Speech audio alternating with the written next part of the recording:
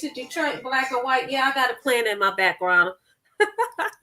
Welcome to our Wednesday edition of Detroit Black and White.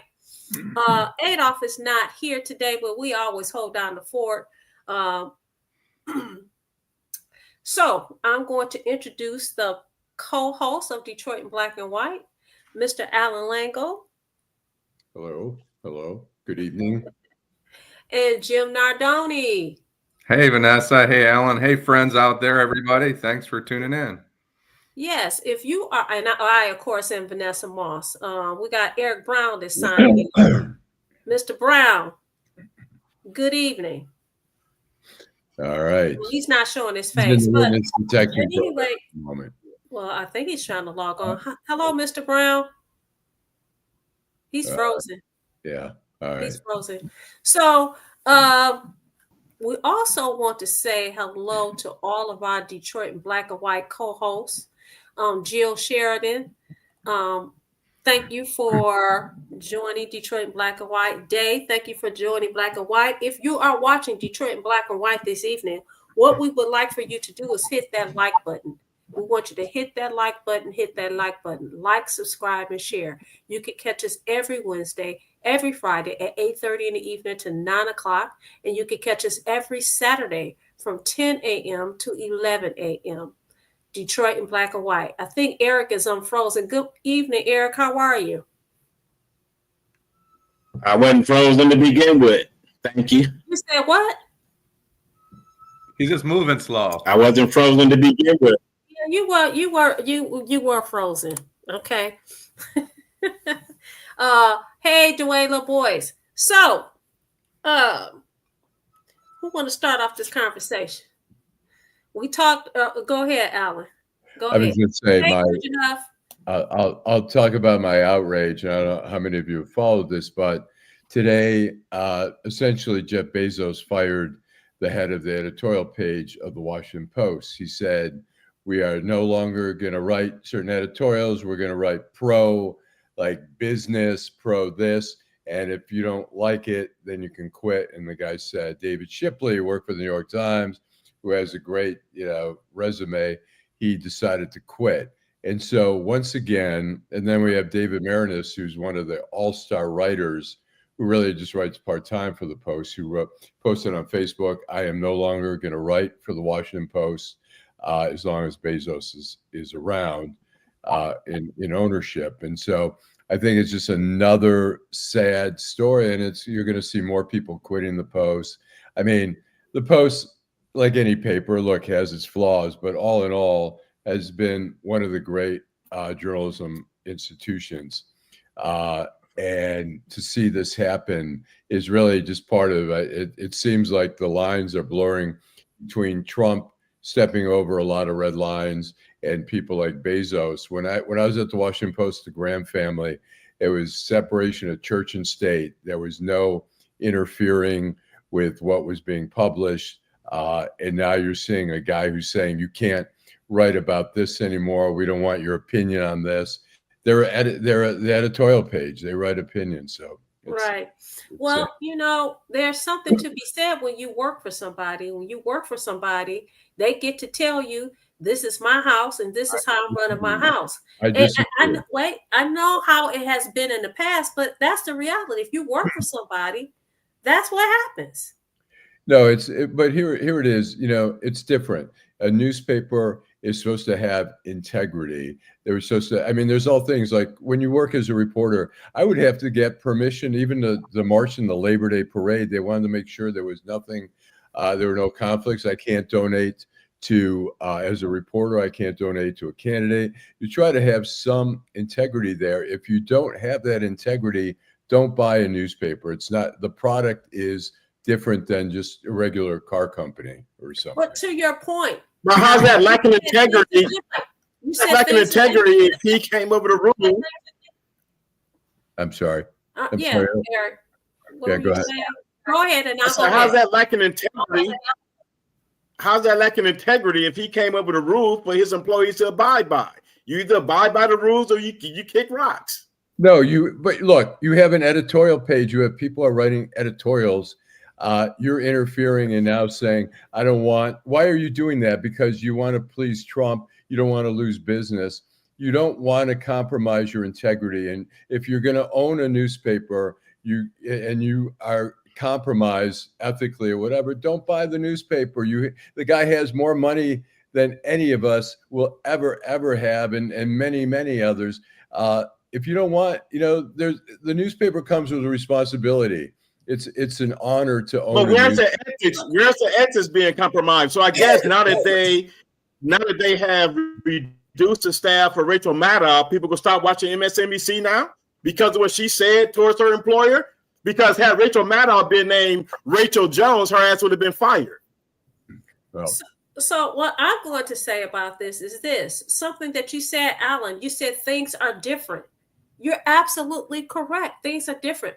People are not going to the media like they used to, read opinions to find out what's going on in the world. They do things like this. They watch shows like Detroit in black and white. We're grateful for all the people that are watching Detroit in black and white. But that is where people are getting their news. And I think the owner of the paper, one, like I said, if it's his house, he gets to say what he wants in his house. And two, I think people just don't look at the media the way they used to look at the media. And that may be true. I agree. People don't rely as much on the editorial pages. I mean, you're seeing some of the newspapers have done away with editorial pages altogether. But as long as you have an editorial page which has an opinion, when you have columnists who have opinions and you're telling, it's like here, we get to say whatever we want. And if somebody said, I'm going to buy Detroit in black and white, and guess what? I don't want you talking about any negative things in the city. I don't want you. How do you feel about that?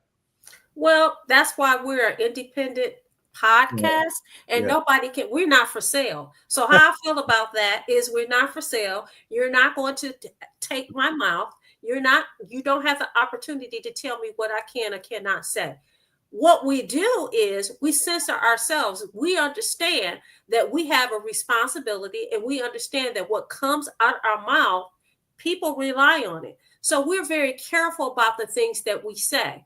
But I mean, if somebody decided that they want to buy Detroit black and white, listen, how much? Well, listen to what you just said. Listen to what you just said. How much? Renata. You just said you're not for sale, and the newspaper shouldn't either. And I agree with Allan on this. Without the courage of the press, we wouldn't know about bad cops. We wouldn't know about crooked politicians. We wouldn't know about, babies dying in garages. If the press, if Jeff Bezos or whoever owns the media outlet and he tells people exactly what they're allowed to say, this country's in trouble. I'll say that. Well, I mean, we've been saying this country's in trouble for a long time. But listen, is he the first? Let me ask you this, Jim. You have a lot of experience of working in the media. Eric, you have some experience of writing for the Detroit News. Hasn't it always been somebody that was always outside the fray and could tell people this is how I want my paper run or my media company to be ran? I think you're right. I think there are guidelines, but it's an ethical question. I think one of our viewers, who was it? Somebody there, Family Business, said Allan's making a point on integrity. And if we can't trust the press, if we can't go to the Constitution and say you can write the truth, even though you own this newspaper, I think we're headed down a dangerous path. Well, but people don't trust the press. That's how Joe Rogan, that's how podcasts, that's how TikTok, they are prominent because people don't trust the press, just like they don't trust politicians. That's why people are not reading them. Jill Sheridan made a point. A big problem is not enough people even read the newspapers anymore. Absolutely. Let me say this. When people say that nobody reads the paper, and yes, I mean, there's a lot of blogs out there. There's a lot of podcasts that people are relying on, NPR, whatever, the news. But let me say this, that the newspapers are still the New York Times, the Washington Post, the Detroit News, the Free Press, they are still generating the original content that people like us on podcasts can then go to and use. And people pretend like that information is falling out of the sky, but the information, the Jon Stewart, the Daily Show, all the night show commentators, the comedians on show, they're getting their information from, and they're saying nobody's reading. That information's coming from somewhere. Joe Rogan doesn't have an army of reporters reporting on facts. He gets it from wherever his source of news is. So I agree. There is, look, newspapers have struggled, but I think that we have to realize that there's still the news and the free press. We get information from them. And we get some information from Deadline Detroit sometimes if I break a story, but and you get most of your information from Detroit in black and white. Exactly. That's right. I get all my. Let's pivot a bit. But the media, we're missing a great point. The media is getting a lot of information. The media is getting a lot of information from the street as well. Absolutely, Jim. What is your outrage? I didn't really have an outrage. I didn't know we're doing outrages on Wednesday. Okay. So I'm going to go to you, Eric, and then I'm going to tell you mine. Eric is always frozen. He's frozen. My outrage is all these people. All these people being outraged about a show being canceled. What you talking about? You talking about Joy Reid? Yeah. He's talking about Joy Reid. About she was canceled based on low viewership. Low viewership. You're not making the money. You're not making the company money. I can't hear you well. You're cutting in and out. But I think he says that he's outraged that people are upset that Joy Reid show has been canceled. Well, and why are you upset? Right, that's the question. My question is, why are you upset? I think, look, you know, don't even watch MSN. Wait a minute, he don't even watch MSNBC. Let him tell it. Number one. Number two, it's a fake. No, let me tell it. I don't watch MSNBC. It's a fake outrage of people who are not watching it, and they act like they all upset. Wait a minute, Eric. Let's get this straight. How can you say it's a fake outrage? You don't know how people feel. You don't know that. There's no. I was fake outrage for you, but you can't say it's a fake outrage for other people. You cannot say it is a fake outrage if you're not watching it. I was at an event Saturday, and people. Listen, you are the king of bitching, moaning, and groaning about everything. You are the 18% of bitching, moaning, and groaning about everything. The king. Only 18% of the people voted in the last election. If people like her show, if people like Joy Reid's show, and people enjoy watching her show, what is wrong with them being outraged that their favorite news commentator is no longer going to be on MSNBC? Don't you agree with me, Allan? Look, people get attached to these people every night. Some people watch Rachel. My father used to watch. He loved Rachel Maddow. He watched every night, and he watched some of the other people there. It becomes that's the person that comes into your living room or den or bedroom or whatever every night. You grow attached to that person. You rely on that person. You're curious what their opinions are. You enjoy their company. And so when they are canceled, that's a loss. It's like having a TV show that you love. You love all the characters and it gets canceled. And you're like, oh my gosh, I'm heartbroken. Or just really streaming a series where you go 5 seasons, it's over. And you feel like, oh my gosh, I'm going to miss these people. You know what? I feel the same way. I agree with you, Allan. These people watch these people every night, and there's an attraction, and actually, I would say there's a bond, so to speak, between them and their favorite mediators on television. So I don't think that it's a fake outrage. People are upset, but I'm going to say this to Eric's outrage. This is an example of why we were just talking about the media. You work for somebody. That is the chance that you take. Once you go and work for somebody, listen, they dictate when you work, how long you work, etc. And so she knew that when she took that position, that there was no guarantee that she was going to work there forever. And in light of what the political climate that we have, it's not shocking that MSNBC has decided that, you know what, we're going to cut people here, we're going to cut people there. So, you know, I feel bad. I have not watched MSNBC in a very, very long time. Part of the reason is because we're doing Detroit in black and white. And I watch Detroit in black and white. But I do understand that, you know, people feel that way. Listen, we're going to cut to break. We're going to go to a commercial, then we're going to come back. Hi, I'm Eric Sabria, your Wayne County Treasurer.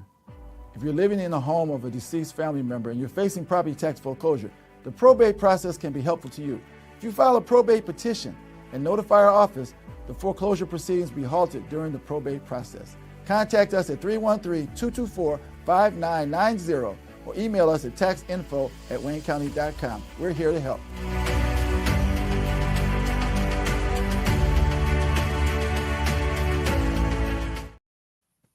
We're back to Detroit in black and white. So, Eric, did you want to finish up your statement?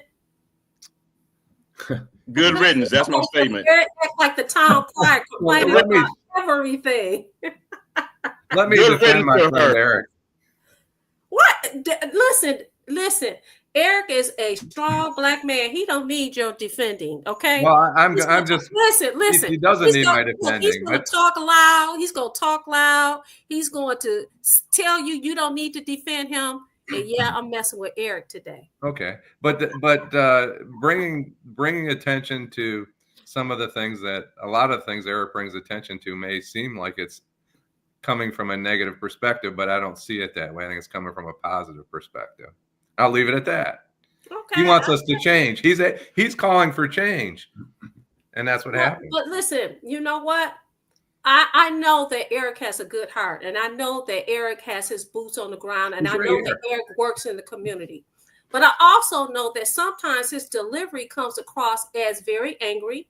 1, 2, that people don't see it the way that you see it because you actually have a relationship with him. Sure. And just like he was talking about Joy Reid, he needs to understand that there's a connection that he has to people. And it could be a positive connection. It could be a negative connection. I know that he cares about that. And so when you have people who are, oh, Lord have mercy, when you have people who say things like, you know, Eric, you're always, you know, you have something negative to say about everything. It all has to do with delivery. I think also, you know, when some of these people are getting canceled, we don't know all the ins and outs. I mean, some of it may just be based on ratings. Some of it may be personal. Like somebody says, I just don't like that person. I just don't think they're good for our image or whatever. We're trying to shift or whatever. It could be just down to ratings. And I don't know what those ratings are. I mean, I'm assuming like Rachel Maddow makes an amazing amount of money. I think she took a pay cut now from 30 million to 25 million, but which is pretty outrageous. But look, we don't know the reasons for it, but there are people who watch Joy Reid every night and love Joy Reid, and you know her people, her colleagues like Rachel Maddow and some of the others spoke out on air and said they thought it was wrong, and we love her. Yeah, but you know what? Listen, you had Don Lemon, who lost his job to CNN. What did he do? He launched his own podcast. Roland Martin, who black media. Roland Martin worked for CNN and MSNBC. You know what he said later for you guys? He started his own podcast. The bottom line is this. Yeah, you may feel like you may feel that it's wrong, and you have your feelings about this person. But I always say, when you work for somebody, listen, that is what happens. And it's unfortunate, but that's what happens. And thanks to Bridget. Thanks to True Sensation. I agree with you. I'll agree with you that when you work for somebody, look, they'll tell you, look, when I worked at the newspapers, whatever, there was independence, but I didn't have total independence. They said, you're going to work this shift. You're going to work this beat. You know, sometimes I have a say on certain things, but a lot of times in the end, it's like you do this or you're gone. Right. And it didn't mean that they dictated what I wrote, but they did dictate what, and so I agree. Look, look, Joy Reid, in all, practicality, she can start a podcast and she'll pick up a lot of those followers that she's had all that time, and she'll build on it. And who knows how much money? I mean, you see these people doing Substack or making like $1 million. There are people like Barry Weiss from the New York Times who left, started a Substack called Free Press. She's making a shitload of money, and because the New York Times was fucking with her.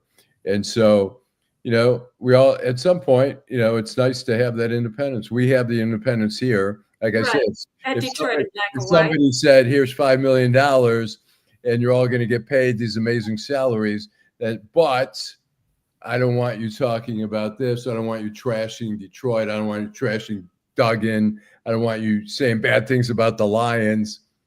It would change and you might say, screw that. I'm not going to do it. And that's where you're going to see at places like the Washington Post, there's going to be more and more people quitting. So. Hey, Allan, do you want to address our friend Parorga's asking you about Deadline Detroit and the homeless director, Tara Linder? You know what? I mean, generally we don't, unless I do on occasion write a column or whatever, I don't know enough about it, whether she's the one totally responsible for that or people work for, or possibly, I mean, in the end, I don't know enough about it to go that far to ask her to, resign or demand that she resign or whatever. Yeah, the jury is still out on that particular case. I mean, we really still don't really know if that was the fact that she was homeless or unhoused, because I don't like to use homeless, that she was unhoused, if that had something to do with her having the kids in the van and them dying of hypothermia or whatever. But really, really, really sad.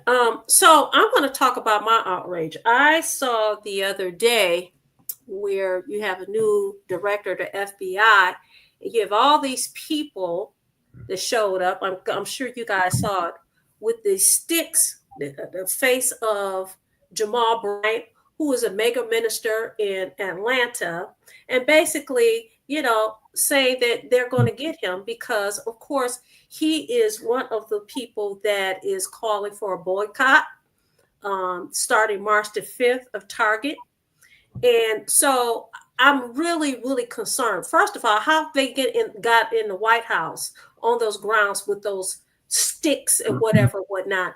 I don't understand that, because you have security. You're not supposed to be able to take those things in there, but for it to be televised and for them to do something like that, for me, I'm thinking about Dr. Martin Luther King. I mean, what is this? Is this a target on his back?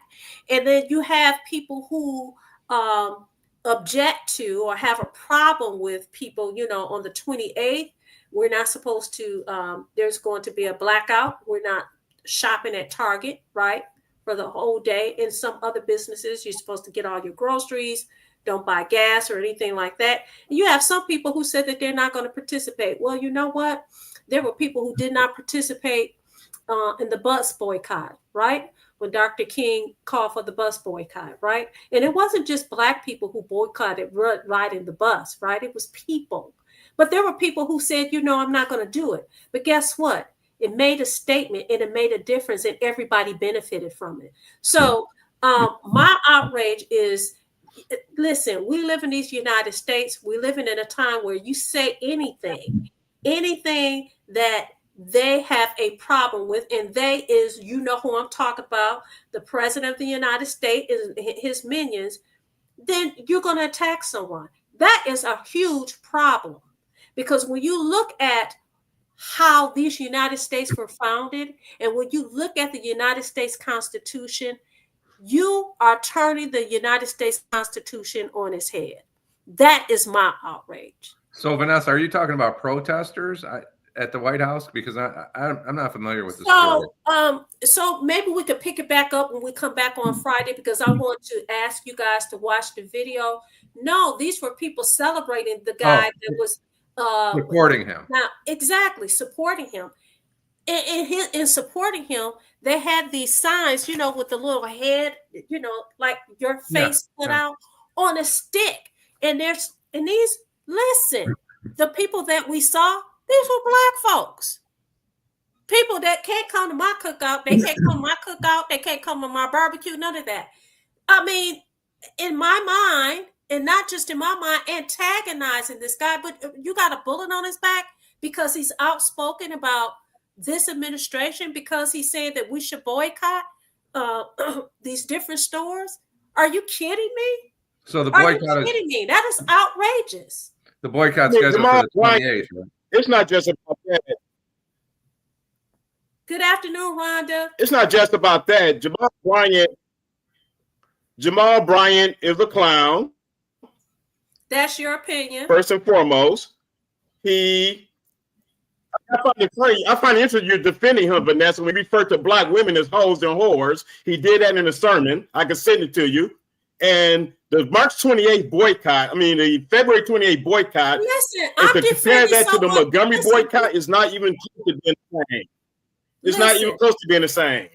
Listen, you're telling me that I'm defending him to call women whores or whatever. Listen, I'm defending the United States Constitution, and I'm defending a person. Listen, you don't have the right to put a target on nobody's back. I'm sorry. And I'm sorry, but I'm not sorry. But I'm defending him. He was calling. Let me tell you this. Everybody Black women. All of us have faults. Everybody have faults. And you know what? I don't hold nobody that's in the pulpit to a higher standard. Guess what? He's a man just like you are. But you're not outraged about him calling Black women hoes and whores. You're not outraged about that. So that's your outrage for today? I thought your outrage. I'm asking you. You're not outraged by him. I thought your outrage was Joy Reid. Now it's Jamal Bryant. What else are you mad about? No, I'm not. My outrage has nothing to do with. I'm comparing. You made the comparison about being outraged about people being outraged about him. But when he called Black women hoes and whores, you were not outraged about that. That's my outrage for today, okay? And my outrage for today is this. How dare you turn the Constitution on its head, because he has exercised his right to say whatever the hell he wants to say, including calling Black women whores, if that's what you want to say. The point of the matter that I'm trying to make is this. You don't put a target on nobody's back. That's the point that I'm making. That is what I'm outraged about. I'm outraged that these people had the nerve to go to this event to celebrate the new director of the FBI, and you have those signs up there. Yes, I am taking up for him, just like I would take up for you if it was you. So Marlon's not disappointed to see Joy Reid go, it appears. Thanks. Thank you for your comment, Marlon. He said he's not disappointed. Par Orga. He said by Joy. That's what he said. Yeah. Yeah, I see. He said by Joy, and Par Orga. He said, Eric, you're right in pales in comparison. He said, you're right in pales in comparison. I was asked if I'd do an investigation. I've been in business for a long time. I've done investigative reporting for the Detroit News, for the Washington Post. I did an internship with Jack Anderson, who was an investigative columnist in Washington. He was syndicating over 800 papers, I think, at the time. So I have done quite a bit. But. Okay. Deborah G said he's a hater. I don't know who she's talking about. But it is 9 o'clock. I'm sorry, about who? Marlon? Marlon saying bye, Joy. Oh, okay. By Marlon saying bye, Joy. Again, to me, that's just part of, you work for somebody, you may get fired. Ben Crump will have a show on MSNBC. Wow, that's interesting. I won't be watching it, but that's interesting. Like I said, I don't watch MSNBC, CNN, what is the other ones? None of them. I don't watch them anymore. I haven't watched them in BBC. I don't watch any of them anymore. But you should be able to appreciate somebody's position, whether you agree with it or not. And if Absolutely. it's Joy Reid or Bill O'Reilly or Absolutely. Tucker Carlson or whoever. And didn't Tucker Carlson lose his job, and he ended up with a podcast as well? He lost his job. I mean, and he ended up with a podcast, and he lost his job because of what? Why did he lose his job? I can't remember now. It was something. Lawsuit? Was it the offensive? The Trump. People were upset that Tucker Carlson was no longer going to be on the air. People were very passionate about it, and guess what? He launched his own podcast. But they are talk show hosts. They are not objective news people. I think if you go in knowing that, you have a different opinion. Yeah. You think Joy Reid was objective? No, he wasn't. No, he wasn't meant to be. I mean, all the people on at night, on MSNBC, I think CNN's trying to get a little bit more back to center. But, look, the original, I think Fox News started the whole thing. It was basically CNN was straight down the middle. And then Fox came in and said, let's give people a point of view that they'll appreciate. It was a conservative. Their ratings skyrocketed. So MSNBC and CNN in response to that said, we've got to get our ratings up. So they started doing the same thing. And it really is it's unfortunate because, look, people claim the BBC is depending on your point of view, is biased. People say NPR is biased. I mean, they try. You can't, it's hard to find, people are dismissive of the Washington Post, New York Times. They'll go, conservative people say, well, where did you read that? And you say New York Times. They go, well, New York Times. Same thing. I'll say, where did you hear that from? They go, Fox News. I go, Fox News. So, but it gives you perspective, doesn't it, Alan? You know where it's coming from. If it's Joy Reid, one of the smartest people, smart lady, as smart as anybody on TV, right? You can argue she's as smart as any human being that's on TV. She's just biased. Yeah, well, she's met. I mean, it's like saying a columnist is not biased. I mean, they're columnists. They're sort of on-air columnists. They're there to spew their opinions. There's no pretending on that. So we are hitting up against 9:00, and so we're going to say goodnight. We're going to tell, before we leave, though, we're going to tell everybody, thank you so much for joining Detroit Black and White. You can catch us again on Friday evening at 8:30. Rhonda Williams, Jill Sheridan, Marlon Holt, Deborah G, Par Orga, Sergeant, or is it what's his name? Derek Henry, Ira Todd, Laura Lover, Duela, Honorable Early. Thank you all for watching. Bridget Huff, thank you all for watching and joining Detroit Black and White. Hopefully when we come back on Friday, Eric won't be frozen. I'm gonna mess with him. Maybe it's a good reason that he's frozen. He gonna call me. He gonna call me and try to cuss me out after we go off air. You guys have a good evening. Talk to you later. Bye-bye.